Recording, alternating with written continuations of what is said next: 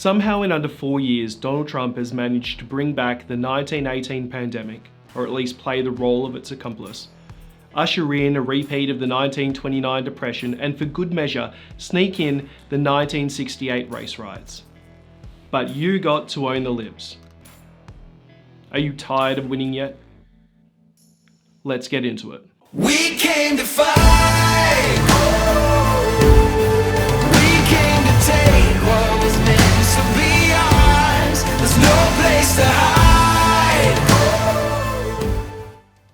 If Donald Trump was a year, he'd be 2020. I never thought I would see a more incompetent president than George W. Bush, and now I almost long for those days back. Almost. Trump has at every turn demonstrated his inability and unwillingness to do the job he was elected to do. Let's start with COVID-19.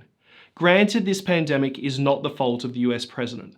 Nonetheless, because he was so inept, so late to the party, and because he spent the first few months telling everyone that it would magically disappear or quickly go down to zero, he missed any and all opportunities to actively control the virus. And as a result, over 120,000 Americans have died from COVID. Furthermore, because he is so arrogant, so immature, and so very small, he was and continues to be unable to admit fault. And as a result, he continues to double down and even hold rallies where he requires his attendees to sign waivers whilst actively encouraging them not to wear masks or socially distance. Are you tired of winning yet? Secondly, the United States is now experiencing an unemployment rate of 13.3%. This is up from 4.7% when he took office. He hasn't completed any new infrastructure projects. He hasn't provided his promised new and improved healthcare. And yet he has managed to add $3 trillion with a T to the national debt. What have you got for your $3 trillion? I guess that depends. Are you a banker? A multinational corporation? An oil executive? No?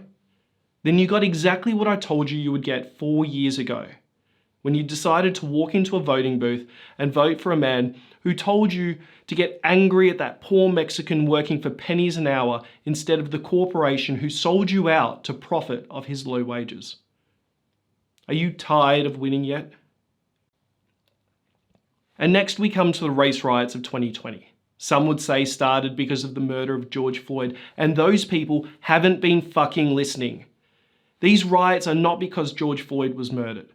They are because of a system that predates Trump and has infiltrated every area of US life and life all over the world. Australia is no exception. Believe me, we are no exception. But America is special. America's original sin has never been addressed. Slavery, Jim Crow, the Southern strategy, and now Trump. The man who defends Confederate generals and slave owners. A man who is still calling for the death of the Central Park Five years after DNA evidence exonerated them. And a man who flames racial divides every chance he gets. A man who calls black protesters sons of bitches and thugs. A man who says black members of Congress have low IQs, who calls African nations shitholes and tells US congresswomen of colour to go back to the crime-infested places they came from, even though 3 of the 4 were born in America. I could use every single name under the sun to describe this small, pathetic loser, this Cheeto-stained bigot, but instead I will quote one of Trump's greatest allies, Lindsey Graham.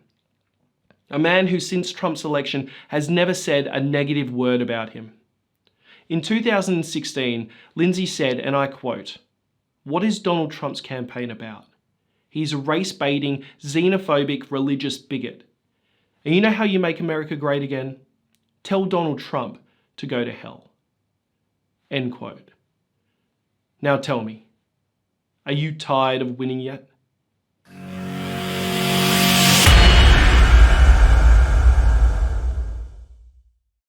Thanks for watching. I hope you enjoyed this episode. If you did, please like and subscribe, and ring the bell so you stay up to date with all of our content.